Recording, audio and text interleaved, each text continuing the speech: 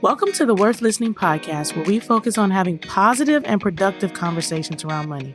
I'm your host, Lauren, a 4-time Olympian and certified financial planner. On this show, my guests share their money stories.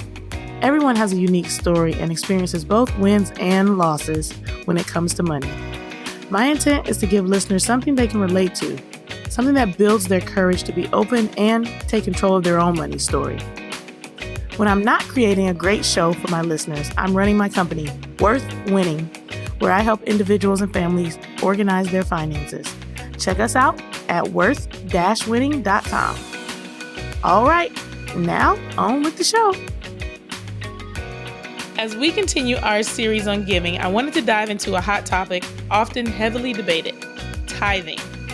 There are a lot of different opinions about how we should tithe, whether we should tithe or not, what's the reason behind it, should we do some of our percentage of gross, a percentage of net, what if the pastor buys a plane with my money, you name it, there is a lot of discussion around what's appropriate as it relates to tithing. So today I'm excited to have Reverend Dr. Charles E Goodman Jr. here to share his money memoir with us.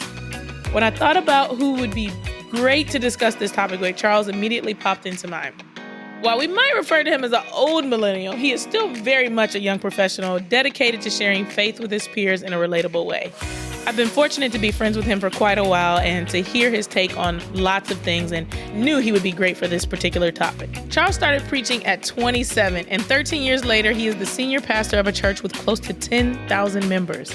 And while running Tabernacle Baptist Church in Augusta, Georgia keeps him busy, he is serious about the continuous pursuit of knowledge. He's currently working on his 7th degree. Yes, you heard that right. Number 7. So Charles and I talked today a little bit about his personal financial story, including his upbringing and how he earned all those degrees with almost no student loan debt. And of course, we're going to get his take on tithing, which may be a little different than what you've heard before. Let's listen as Pastor Charles Goodman shares his money memoir with us. Mr. Goodman, it is so good to have you on the show today. I just told everyone a little bit about you, who you are, where you're from, but I want you to kind of give us the rundown about your real life, how things started originally for you. So just kind of tell the people where you're from, what kind of upbringing you had, and we'll start from there. What's up, Lauren? Thank you again for allowing me to come on your Worth Winning podcast, and excited for all the work that you're doing, especially in the field of finances and really empowerment. So thank you for that. So beyond the introduction you gave, I am from Greensboro, North Carolina, originally. I was raised by my maternal grandparents. They adopted me at 14 months of age. That's home. So 336 North Carolina, shout out all day long. Matriculated through school there from Dudley High School to Wake Forest University. I'm a career student, get ready to start my 7th degree, I think. I'm getting a PhD in leadership, and I start that in a couple of weeks. So I'm not sure by the time this airs when I'll do it. So I've been to Wake Forest University, Candler School of Theology, Emory University. I got a master's of management from Cambridge College. Did some work at Yale, did some work at Howard Business School, and some other things. And so I also am a senior pastor of a church in Augusta, Georgia for the last 13 years, Tabernacle Baptist Church. And it has been a pleasure to be able to serve and work with them. But my heart is in not just preaching and leadership, but also stewardship and finances. So that's a little bit about me, where I'm from, and we can just grind on it, because I'm really grateful that you allowed me to come and share some insight where I'm at. That was a very well said summary of your life. I feel like you have a little practice in summarizing things, articulating well. Just a little bit. What I want to do first is go back to childhood and just talk a little bit about, so you mentioned being raised by your grandparents. Was it kind of humble beginnings? Did you have allowance? Tell us a little bit about kind of the money stories and things that you heard during childhood and your upbringing monetarily. Yeah, it's interesting. And I'm grateful for being raised. My grandparents were workers. My grandfather worked 40 years, didn't miss a day.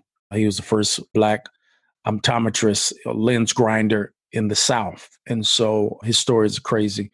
He met my grandmother. He was a senior. She was a freshman at North Carolina A&T State University. My grandmother worked as a nurse and a health social worker for about 30 years. So all I knew growing up was people who worked and grinded and provided. I'll be very honest with you. I didn't know we were poor till I went to college. Yeah, I didn't know we were poor. I really didn't. And when I say poor, as you begin to understand the economic demographic breakdown, we didn't have much, but I didn't know. What was the thing in college that stood out to you that let you know that something was different? We was around other people that had money and stuff that I was like, wow, so this is strange. I went to a predominantly white institution, Wake Forest University, and man, I saw money at another level. We didn't have access to it. And so my grandparents worked hard, but a lot of the extra stuff were just not part of what we did. You know, when I think about now, and it has really determined and also set the trajectory about how I view finances. Because I mean, my grandparents just believe having a savings account and a checking account. You know, it wasn't much. We weren't talking about investment. We weren't talking about my granddad would buy a car, be a used car, but it wasn't like to understand those things. What real estate? They got one house that they paid off. They bought it in like the 60s or something. But it wasn't about how do you build a financial base. They told me early, listen, you're going to college, but we can't pay for it. So you need to figure out a way to get a scholarship. Is that what you did then? You figured out the scholarship situation? Absolutely. I worked hard. I knew I loved basketball, but I wasn't going to the league. So I had to kind of use my mind. So I worked extremely hard, graduated top of my class in high school. I applied for every scholarship that I could get. I didn't know there was scholarships for people left-handed, people who come from this place. I mean, so I was applying this stuff that, man, we had a great class and friends in high school, and we just kind of made it a competition. But I did not know that we didn't really have much money. You know, I really didn't know until I got to school and was exposed to people who had multiple things, their parents flying in on Friday to take them to lunch and seeing money at a different level than what I was exposed to was just eye-opening for me. How did it make you feel? What was the actual feeling of realizing there was a difference between, you know, your economic status and others' economic status and where you wanted to go in life? It didn't make me feel anything negative. It's just, I just saw it as it was what it was. But I did make my mind up that I wanted to put myself in a position, and whatever God would grace me with from that point forward, I wanted to change the generational outlook of my family and figure out a way that I too could partner and do things that could live beyond me. I really felt that. I think, especially in our community, there is a tremendous difference between being rich and being wealthy. And I wanted to tap into what wealth looks like, and there's a difference. So I went on this whole journey of trying to study and figure that out and try to see how I can develop that in my own personal life and then try to pass that on. Okay, so Wake Forest, we finished there. You said there's 7 different degrees and or certifications. Yeah, I've been rolling. Career education. Take us through kind of the path chronologically of what happened after college and where you landed next. Well, my senior year, I actually got diagnosed with terminal disease, ALS, and I was told I had 2 years to live. So that can kind of change perspective and trajectory if you allow it. But also at that time, I was wrestling with a call to ministry. All my life, majority, I wanted to be a lawyer because I assumed from a personal outlook that lawyers make money. And so I wanted to do what seemed to be the most profitable and successful within the context of my community. I grew up in a small church that never really got over 50 some people. So I didn't think that ministry would provide a vehicle for wealth. And so law was what I assumed at that time was going to be it. And that was my plan until I took that accounting class my first semester of college and realized I'm not sure if this is it, because I thought you had to major in business to go to law school. I didn't know that you could kind of major in anything, but you know, they tell you these certain things and you don't get the full idea that you don't have to. But, you know, I was probably my first bump in the road academically. So that happened senior year. I graduate, but I got that over my head. One of my best friends in the world gets drafted to the NBA. I stay with him for a year, but I'm still feeling this call for ministry. God has prolonged my life. And so that's what brings me to Atlanta for Emory County School of Theology. I start there. And in that process, I get called to my first church going into my second year there. So I'm driving an hour and about 45 minutes one way from Atlanta to Salem, Alabama, where I pastor there for 3.5 years. So you're pastoring while you're in school? Yeah, while I'm in school. So I started pastoring when I was 23. So I'm going on year 17. Man, that's crazy. 17, 18. And so that's at Emory. I meet Emory. That's where me and EB get to be friends. That's me and Lauren's mutual friend. And so from there, I graduated in '05. Still trying to navigate what I want to do. I'm still pastor in Alabama. I started a doctorate in 2006 at Wesley Theological Seminary that's American University in Washington, D.C. And then in 2007, I get called the Tabernacle Baptist Church, where I've currently been serving for the last 13 years. All right, so let's just pause for just a second. Like you said, multiple degrees in a very short period of time, very young, ambitious. Degree number one is something that kind of people get hung up on, but you already on degree number 2, 3, 4, shortly after finishing degree number 1. We talked about paying for things originally, and you talked about like competing against others to get that scholarship money to make sure that you can pay for Wake Forest. How are you paying for all these other degrees? Because we know education is not free. Scholarships. I was really aiming myself to figure out what schools would pay me to come. I made my choice to go to Emory County School of Theology because they gave me a full scholarship to go to seminary. So if it was not free, you were not interested. I mean, possibly, but if I could find a way to allow you to fund my education, I'm going to it. That was just reality for me. So I tried to position myself and worked like crazy on my personal statements. And I wanted to look good on that paper. I wanted to interview well. And if you chose me to be the quota, fine, I'll be the quota. Pay my way to come to school. I just need to get in the door. I don't want to have that debt coming in. So I was grateful to have that piece. The only educational debt I've ever had is because some silly of wanting to take an extra class. And, you in school, you like, I just want some extra spending cash, doing silly stuff that in hindsight I shouldn't have done. And so, but that would be all of it. One of the things is not only what I could get from that school, but I really wanted them to pay my costs. So that was something I worked on. Where do you think that aspect of the mindset came from, though? Like you said, you came from humble upbringings. They didn't have debt. They didn't have a lot, but they didn't have debt. And so you just knew debt wasn't on the table. I didn't want to have debt because once again, we come from a context where pay everything off. Not understanding as I got older that a lot of people leverage debt, right?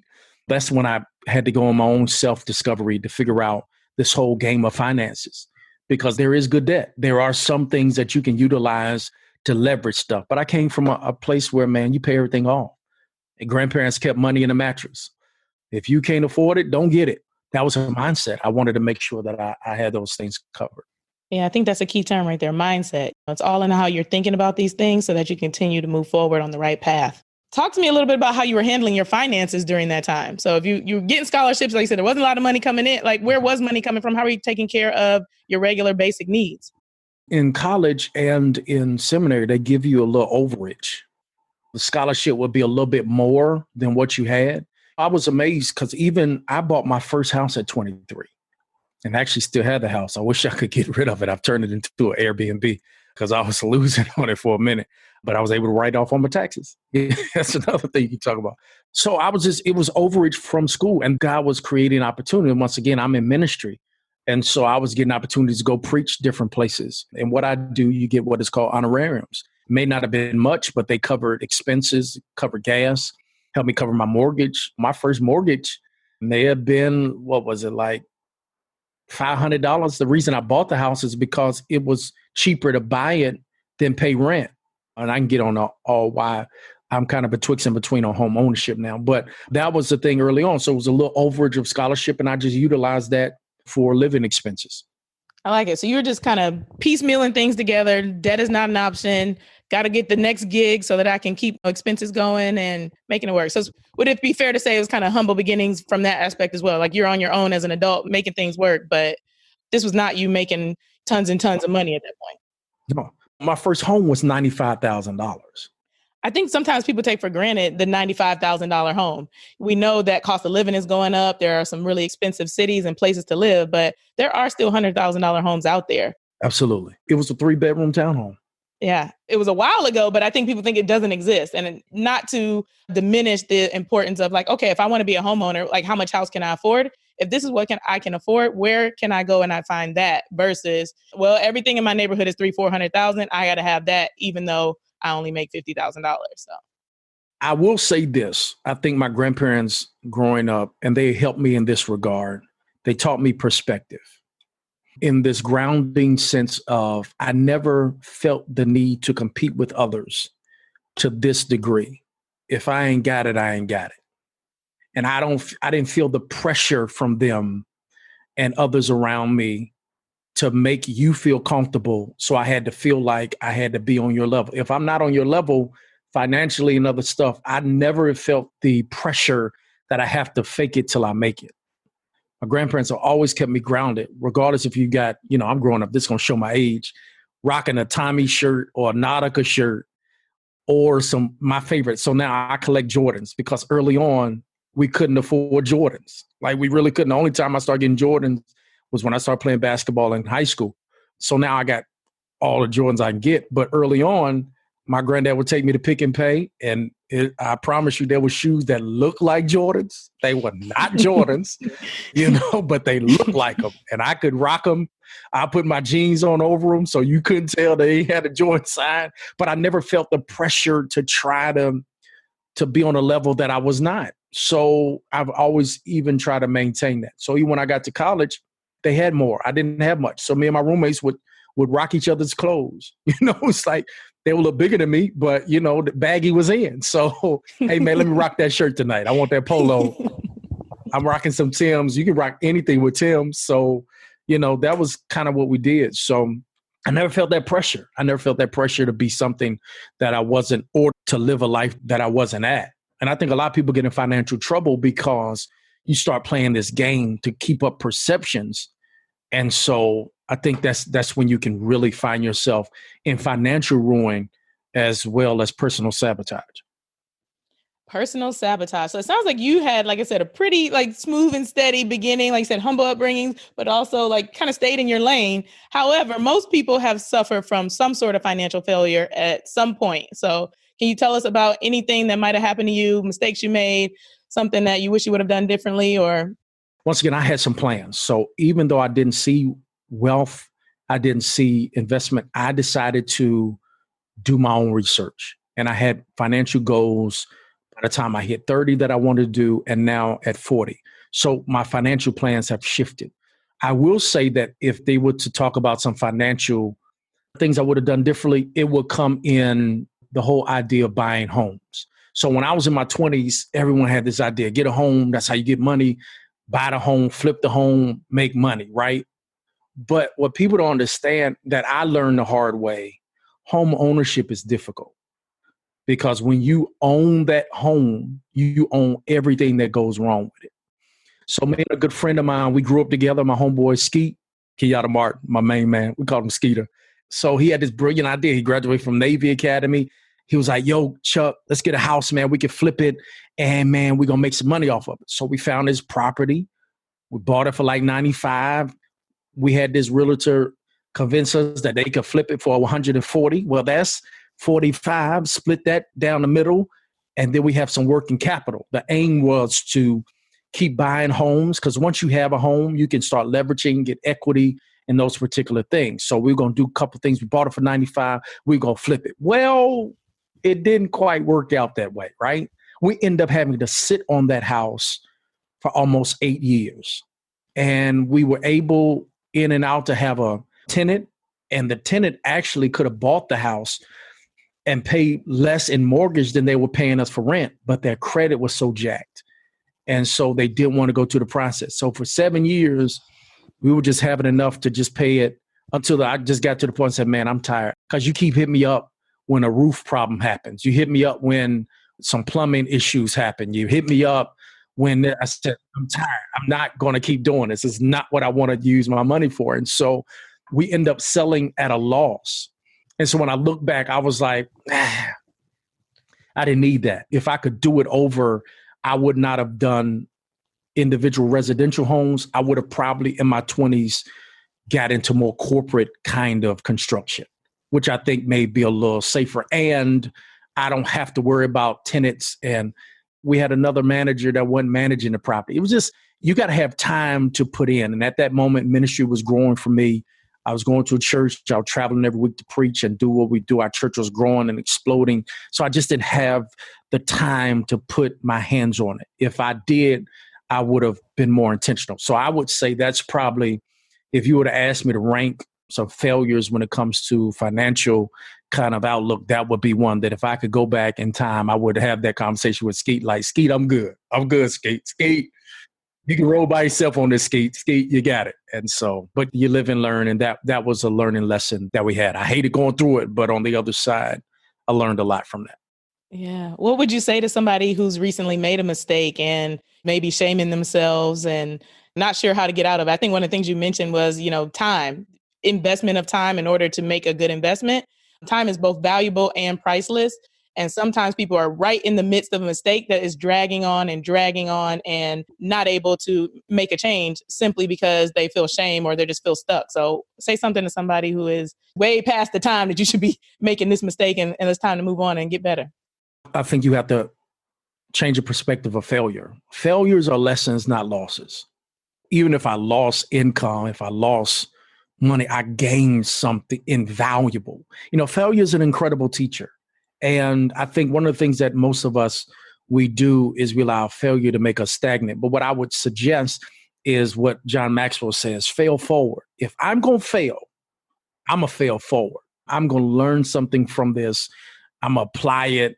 And you're not going to give me a second time, but I'm not going to allow that to stop me from experimenting and trying. I do think in life, and I preach this all the time to my congregation, but I also think it applies in finances, that you just got to learn to be risky. At some point, staying safe is going to keep you stuck. You're going to have to learn how in some moments you may not get it right. That's okay. Regroup, get yourself together, try again, right?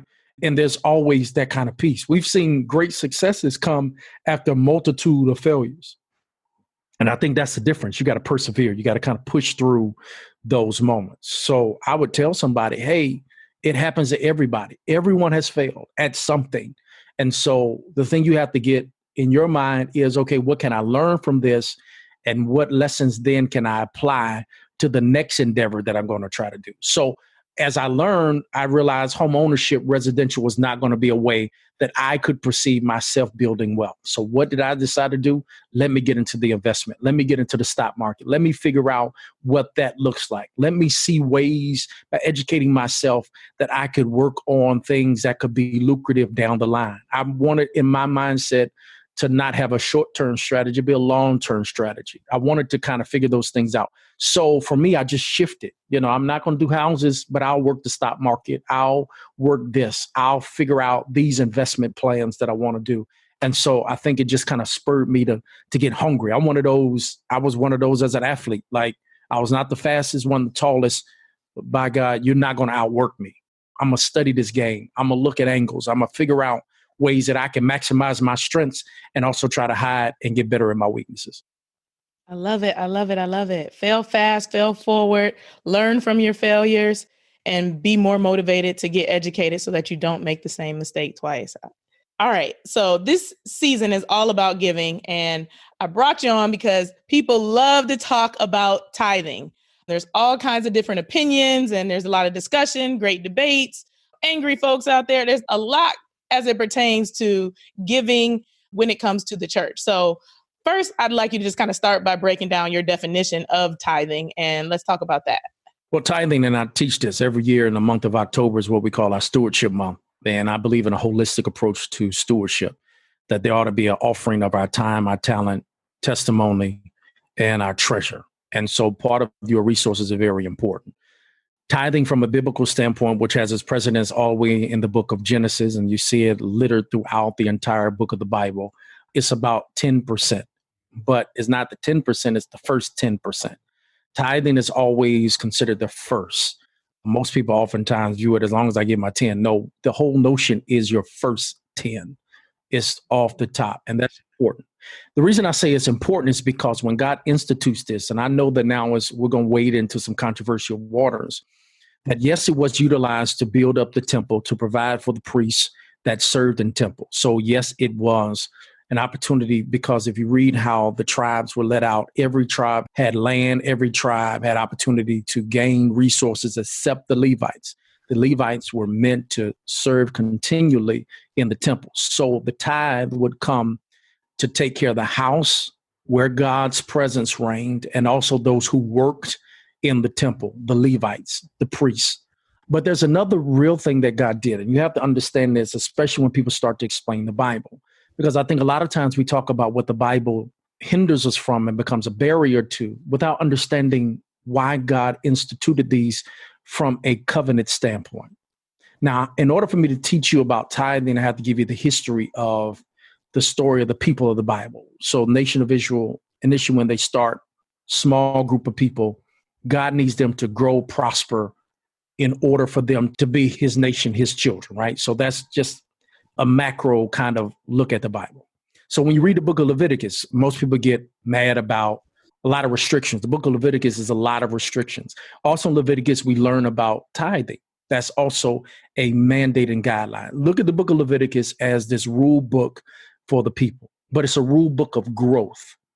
I don't have time to deal with all the nuances, but understand, again, God's intent is for the people to grow and prosper. So he'll put stuff in there like, don't eat shrimp, don't eat pigs, right? And people think this is just a dietary guideline, but understand why. Once again, this is a long time ago. He wants them to grow and prosper. Why is God worried about what they eat and what they give? Even to the point of relationships, right? And we can get into that. That's a whole nother podcast that we'll discuss. But understand why. Why not eat shrimp? Why not eat pigs? Why am I thinking about tithing? Well, these are guidelines for growth. Once again, back in that day, they didn't have the whole sanitation and hygiene that we have. They didn't know how to rightfully clean the shrimp, right? But if you ever know anything, shrimp are literally the roaches of the sea. Pigs within themselves carry a lot of disease. So once again, I'm not telling you not to eat shrimp because shrimp don't taste good. I'm not telling you not to eat pigs because I don't want you having barbecue and pig feet and all that stuff. From their perspective, God put it in because once again, I want you to grow and prosper. Could we say that the new school version of pig and shrimp might be Instagram? Because you can feed yourself a lot of junk on this social media. Listen, it's a lot of junk. But that was the whole thing. It was to keep yourself pure so that you'll give yourself a chance to grow. They didn't have the modern medicine things that we have now, right? So that was it. God is trying to tell them, this is why, because I need you to prosper. I need you to grow. So I need you to be away from things that could cause infection, that could cause you to be sick. So that was it. So now let's fast forward. Why would God talk about tithing in Leviticus when it talks about bring all the tithes, honor God with your first? Because once again, I want you to grow and prosper. What makes tithing for me greater than just how much you think you can give the church, or if most people try to talk about how it makes the preacher drive a nice car, it's really not the aim. And here's the truth. Some churches misuse. And if you are part of a church body, you have a responsibility to make sure that you know where the finances are being utilized. Cool. We do it at my church twice a year. We tell you what we're doing with it. We show you improvement and da, da, da, da, da, da, da. But the institution of tithing and giving from a biblical standpoint was for this one simple thing, discipline. What the whole notion of tithing from a covenant perspective is, I want to teach you, all right, if you got to give your first 10 already, you can't count it. Is this 10% gross, net, and common day terms? Like, what are we doing? If I make 150, I need to give you 10% of 150 before IRS, before Uncle Sam. But also, tithing is the floor. It's not the end. It's the first 10. So I believe in the gross because the Bible says, as you prosper, give as you prosper, right? So in those days, they didn't get paychecks. What did they get? They dealt with agriculture. They dealt with farming. In the Bible days, they didn't have much like coin. That didn't come to later concepts. So when it was first instituted, it was the first fruits of what you have. So understand it's about discipline. It's also about faith. If I'm giving my first 10, that's the whole concept of first fruits. If I give my first 10, then I'm having to trust God for what's left, what's the rest, but also it's teaching me how to make do with what I have. It's really about developing what most people lack in finances, discipline.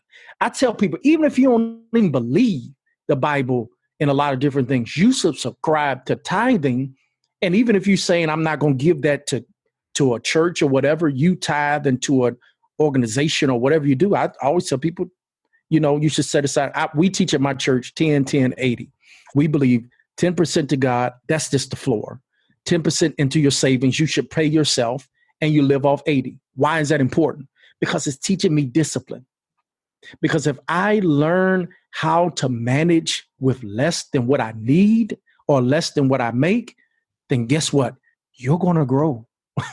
It's an unfortunate reality that most of us spend more than we have.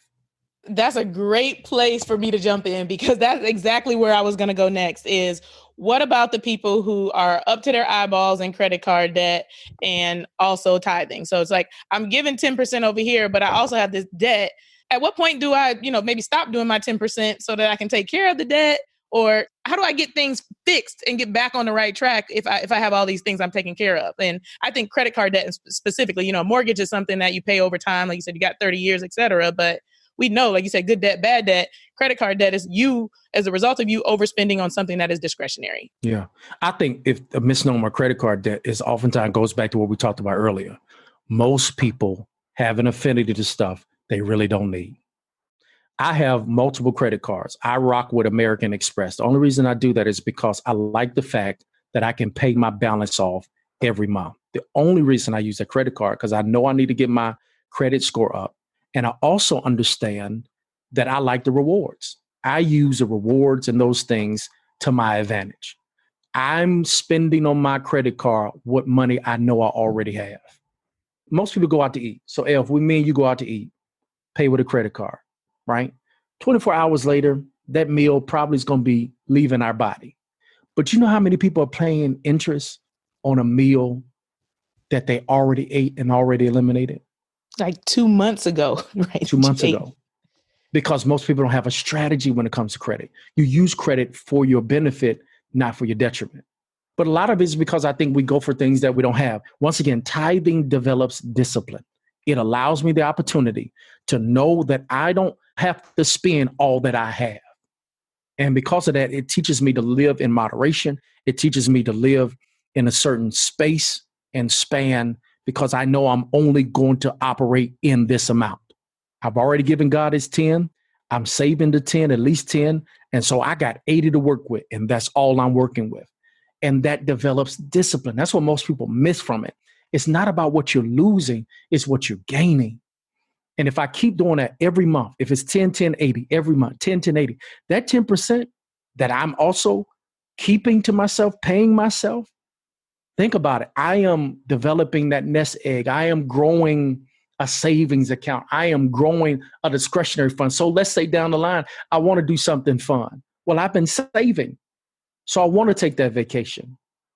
I want to make that purchase on something that my heart's really just been wanting. I don't have to feel guilty that I'm robbing myself because I've been saving. I've been putting that stuff away. So things that I do now that it's an indulgence for me, like I love sneaks. I collect Jordans. I love sneakers. That's a fun thing for me. Well, I can do that without any reservation. Why? Because I built the nest egg. I developed the discipline of making sure I honor God. I pay myself, and I live on this limited space. All right. So what if we get a new member of the church who's not heard your message yet, doesn't know very much about it, and they walk in, their finances are a wreck. They really love this church, and they hear you talk about 10, 10, 80. But they've got, like I said, their finances are a wreck. They live paycheck to paycheck. They often cover it with a payday loan or a credit card or something. Where does someone start like that? Do they still, because they love your church, give you 10%? And then go on to like whatever's left over, work with that to pay the credit card debt off? Or do they, okay, I heard this message, I want to get my credit card debt straight so that by next month I can start tithing, doing my 10-10 and put money in my savings? But like, how would you tell kind of the congregation to prioritize things as it pertains to all the different things they might be tackling from a financial standpoint? Well, if a person comes in that, one thing that we try to do within my context of my church is we believe that most people don't have money problems, we have management problems. So for those, I'm always big to tell people, and this is one thing we've offered at my church since I've been there. My aim at our church is over the next 5 years, at least have 75% of our membership to go in some kind of financial training. So periodically, we're going to have seminars, how to budget, how to save. I never want to preach the message to make you feel guilty. Give your 10. I tell people there's gradual progression. There's some people, man, I know some years ago that started at like 3%. Pastor, I'm going to try. Okay, we celebrate movement. And some, I never forget a guy some years ago did 3%. Now he's at almost 18, 20% of his giving to God in that way. But also on my staff, I have a certified financial counselor that we encourage people. Hey, let's sit down and let's talk about ways we can do it. We've done financial peace. We're getting ready to move into a new kind of financial teaching called D-Free or some other things. I'm big on making sure that we train ourselves because I do think a lot of people are feeling guilted into this when I don't want you to feel guilty. Everyone has made some mistakes when it comes to finances, but we can rectify it now. Now, it's going to be a process, and I need you to invest in the process. And that's one thing that I would say, Lauren, that a lot of people, and there are probably a lot of listeners, that we can be so caught up in it, in the cycle, that we don't want to take the necessary steps. It's not going to be easy. There's no overnight fix to a lot of our financial problems, but you have to make the commitment to say, all right, I'm going to try this. Let's take this week by week, month by month, and eventually I'm going to get out of it. Most people don't even write down how much they spend in a week. You know, we challenge our congregation. Like I said, in October, we do it. Hey, as a matter of fact, for Lent, we do a financial fast. We put a devotional out. We have stuff every day. And we are challenging people. Hey, this week, write down everything you spent this week. You'll be amazed how many people don't know what they spent. And when you look at it, some of the stuff you spent, you're like, you know what? I didn't need to get that every single day. As much money as I spent going out to eat, I could have bought food, cooked, and invested about $100, right? Me being a bachelor, I struggle. That's one thing that's probably the thing that I have is I spend too much money out. Recently, my little sister came to visit me. She drove in to see me, and she made me buy a Ninja Foodie. Made me buy. She's like, I'm a cook. You need to get a Ninja Foodie. I don't want no Ninja Foodie. The Ninja Foodie costs about $170. That thing is like, it's a pressure cooker, air crisper. It can make yogurt. It can do all this stuff. And I was like, man, I do not want to spend $170. But can I tell you, Lauren, since my sister has left, I've saved money because I didn't realize how easy it was just to cook. I was doing Waiter and Grubhub and Uber Eats, and I was almost, for me, by myself, when I paid for the meal, the delivery fee, the tip for the driver, I was almost paying almost $40-some for a meal.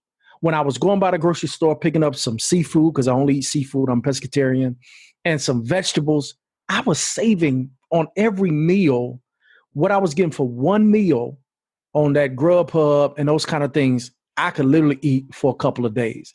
And I learned a valuable lesson. I didn't know though, because I was not educating myself on even the little things.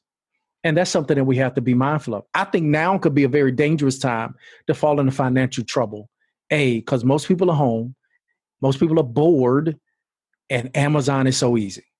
How many of us are buying stuff we don't really need? If it was a regular time, we wouldn't even be buying the stuff that we do. But, you know, those are things that I think we do. So I would tell them, hey, let us work with you. Now I need you to make this investment. I'm not going to ask you to give something that you can't afford to give. But what I am going to ask you to do is to develop the process of getting to the point where you can make this a part of your life. And most who've done it have improved. They see it great. Some don't want to go through the process because we want quick fixes. There's no such thing as a quick fix in any area of life, especially our finances. Yeah, I always say finances are similar to our fitness. You didn't get fat overnight. One cheeseburger did not make you 50 pounds overweight, and one workout is not going to make you 49 pounds lighter. So we've got to take the time to see the results, and that is discipline, very much so. I think another good point you brought up is just the idea of like sharing information with others. You said you're highly educated, as you shared with us, but there's something that you didn't know about food. And you didn't know how simple the Ninja Foodie, I don't know. To me, that's the Instapot is what the equivalent of what everybody, you know, there's so many different versions of that now. But, you know, simply somebody taking the time, once again, the investment of time, they donated their time. It was your sister, but still, to showing you something goes a long way in helping people change their financial trajectory. So as much as I'm a proponent of people having a financial professional in their life, by simply starting to share with one another across the table, we can get more information, we can be better educated, and we can start to make better decisions. But Lauren, help me, because I also see this as a pastor, and I hope that people get this, and I appreciate the work that you're doing. most people don't want to admit when they're in trouble. And so most people know, they've been knowing, listen, I'm in over my head. But the longer you prolong it, the longer you keep trying to act like it's not an issue, it's not a problem, the deeper the hole you dig. So I'm quick to implore people, hey, this ain't the time to have pride about this. The Bible is clear on some stuff. Like, regardless of where your faith tradition is, I think just from a practically principled way of living, I appreciate what the Bible teaches me because it teaches me the dangers that I need to watch out for. Pride comes before the fall. How many of us honestly struggle for pride, right? You got to admit that I have a problem.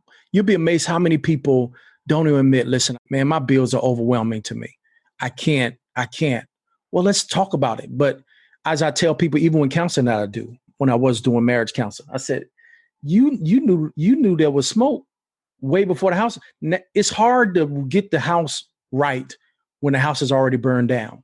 But when that thing was a small fire in the kitchen, we should have been talking about it. It's hard now that the house is on fire, everything is engulfed, to now say I need help. I can't really salvage that because we should have went through the process of when it was a small little fire on the stove, let's talk about it. Let's figure out how to get it. And most people have to get over that pride issue and say, no, I need some help on this. Yeah, I think that's the biggest struggle in our community is that we're taught, don't ask, don't tell, keep people out your business. And so many people are suffering silently. They are afraid. They know that something is not right. They feel like they should know it, which I don't know who's made us feel like we should know everything when there are clearly experts in every area. You are an expert at what you do. There are experts at law. There are experts, in physicians, et cetera. Why not reach out to someone who does this day in, day out to help you get a better understanding of what you need? And just, like I said, just open your mouth and say, I need help. It's a really great segue into now my life can be different because I simply opened my mouth. We started and now this conversation can continue. Absolutely.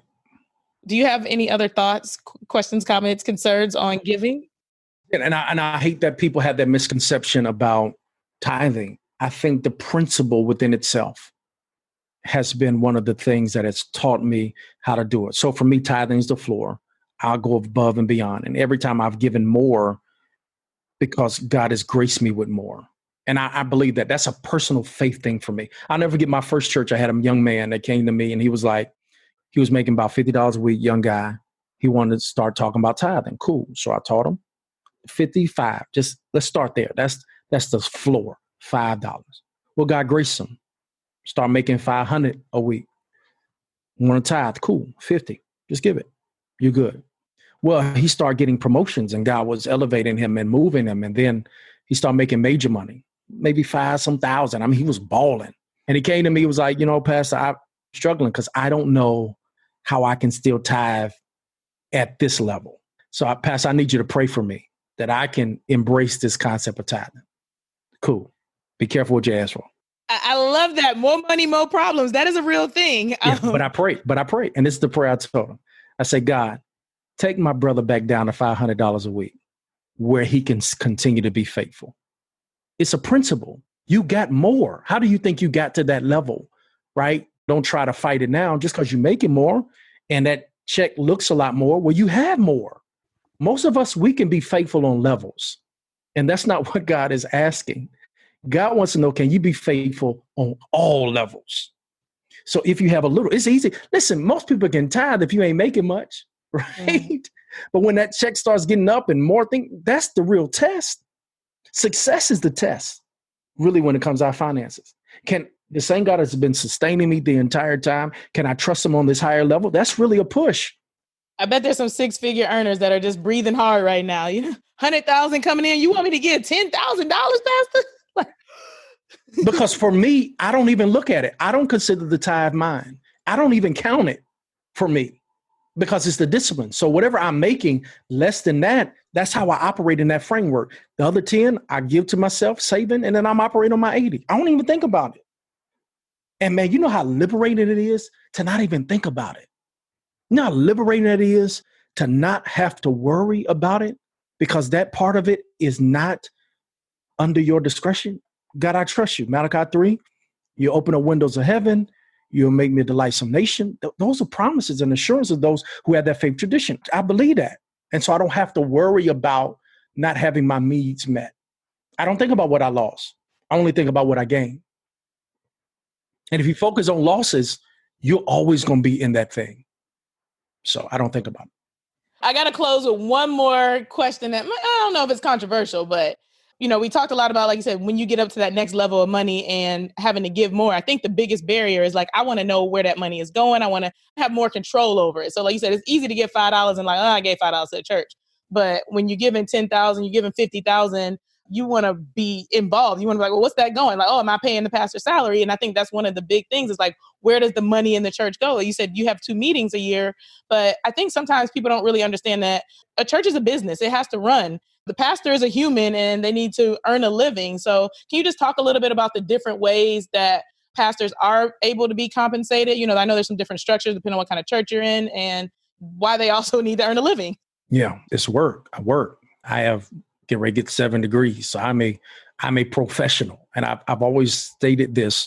And then this is a principle in everything of life. Now we're going to move to this point. You never get what you deserve. You only get what you negotiate. And so I work hard. I have 40 some employees that's under me. Our church is close to 10,000 members. So we do the work of proportional places and to see how that works in our context. So there are certain organizations that's out there that can kind of set salary range for pastors dependent upon where they work, how many people to have, and like you would with any other job has other kind of benchmarks and things of that nature.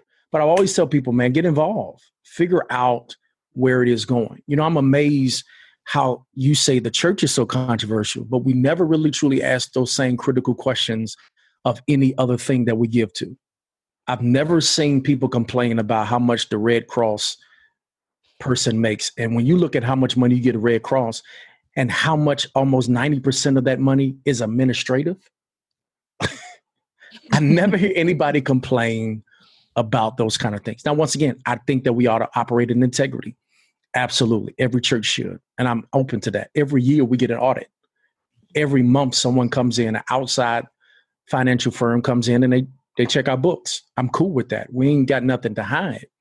But I do think, A, there's a difference in operating integrity, and B, you just want it to be somewhere you want it to be, right? We never do that in any other place. Like I don't go to McDonald's and say, listen, the money I'm paying for this meal, I spent $2,000 last year at McDonald's, and I need those $2,000 to go toward napkins.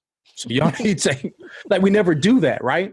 You give that and trust those who run it to best utilize those funds in a particular way.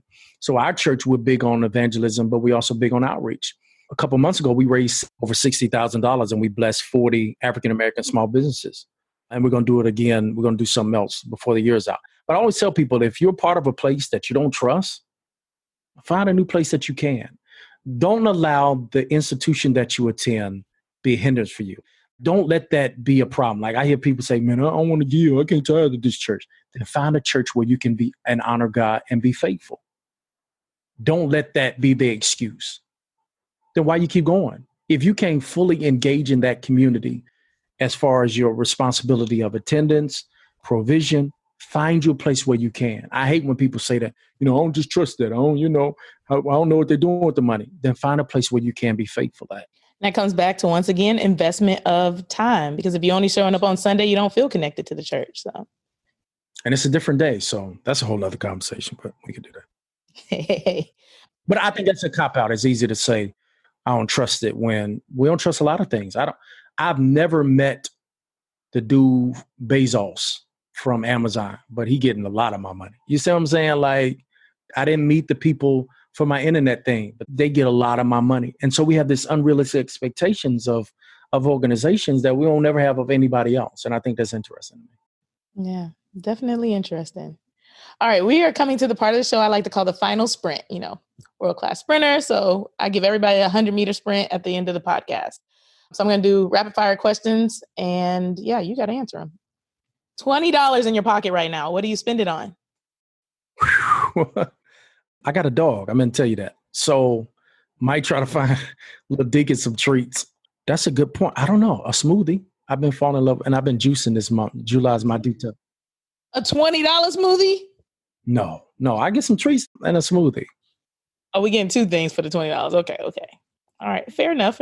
We got to talk about Deacon because pets are expensive. All right. Best advice you've ever received? Oh, my grandfather. Anything he told me was great advice. Be yourself. Work hard. I mean, anything my grandfather said, it was gold to me. All right. What about worst advice you've ever received? That's a thing. That everybody's going to care at the same level you do. Mm. And that's just not true. And you got to be okay with that. All right. Tell us your worst money habit. Man, if I was to say my worst money habit would be, I just like shoes, man. Shoes and clothes. The coronavirus has helped me because typically my tailor would give me a suit, one or two suits. It's, there's a business. That's what I wear. But I ain't wore a suit like really since like March. So I would say that, man, I like shoes. I love sneaks. So that probably it. Okay. What about best money habit? Just investment. Still pouring into that stock market, seeing how this whole thing works, really learning the game. I got some incredible people on my team. I tell people all the time, you have a team. So I have a lawyer. I have a financial advisor. I have a banker. And I might ask questions. And I'm grateful to have a team that I can talk to. And I can, hey, I'm thinking about this. What about this? They listen to me. So I tell anybody, you need a team. You need a team of people. Who's your lawyer? Who's your accountant? Who's your banker? And most people don't have that. Most people don't realize that your advancement, that God graces us a lot of time, not just with resources, but with relationships. And so that's very important. Yeah. And I love the part when you said ask questions. Just because you have a team doesn't mean that they enable you and they do everything for you. This is someone that you've hired and you can ask as much as you want. You are paying for their time to make sure that you understand and you ask as many questions as you need to. Yeah. All right. Finish this sentence. That awkward financial moment when you buy that house that you think is going to be your dream house and that you go flip it, can't flip it. That's an awkward one for me. Something you do for fun that doesn't cost anything. Man, just chill at the house. Chill at the house. I love sleep now. Sleep is cool. I didn't before. Oh, so you're well rested during Corona. I ain't had nothing else to do for a minute. It's either be on Zooms, work to get sermons, and go to sleep. So it was cool. All right. Last but not least, can you tell us something that you would like to improve about your finances in the upcoming year? Oh, well, I'm in a new strategy now. I've made a decision between my 30s and now my 40s. 30s was really about trying to build, and 40 is really for me about legacy. I'm trying to retire. I don't want to die in the pulpit in what I do. And I want to set up things long term on that. So this year I'm very intentional. I think now was a perfect time, especially with the economic uncertainty, is to flood that market because it's always going to rebound. It's going to take some time. You have to be patient now. So I'm learning patience in this season and learning how to reallocate and utilize some of these moments of these low interest rates. Good time to refinance on homes and other stuff. And, it's a process though. I've been trying to refinance on my home for the last 5 months because the backlog has been crazy. But I'm committed to doing that because it can save you money, even in how you do it. Moving stuff from things that's not yielding much. Like some people have their money in like a savings account when that's maybe giving you real pennies when you can put it in the money market. So just trying to reevaluate, making sure all my money is working is best because your money can work for you. So figure out that process and what's new things. I'm always checking in monthly. What's new products that your bank has? What's new things that y'all are offering? And I pit banks against banks. Hey, I was at Wells Fargo, but Bank of America can give me this. Where y'all at? And they also said they can take a percentage off of this for me. And don't be afraid to do that. Fight for it. They can make those changes for you. So that's what I'm working on. I love it. Okay, we have made it to the finish line. You are standing on a podium. Here is your medal. Thank you so much for being on the Worth Listening podcast. I'm going to give you you can have a gold medal. It's a good effort today. Now is your time to shine. So go ahead and shout yourself out. Tell us how we can support you, where we can find you. Of course, add it all to the show notes. But yeah, what you got going on? Cool. Thanks, man. Well, once again, Dr. Charles E. Goodman Jr. You can find me on all social media platforms at DRCEGJR or Dr. Charles E. Goodman Jr. So I'm on all those good things from Instagram to Facebook to LinkedIn, which is kind of becoming kind of huge now. It's kind of crazy to see how that's kind of shifting. But that's where we are. So our church is Tabernacle Baptist Church, tbcaugusta.org, and that's where we are. Holla at us. Once again, if you need to get connected with a financial counselor, there's a lot of different ways. We absolutely love to connect people. So that's important. Chuck, thanks so much for being on the show today. You're the best, Al. Thanks.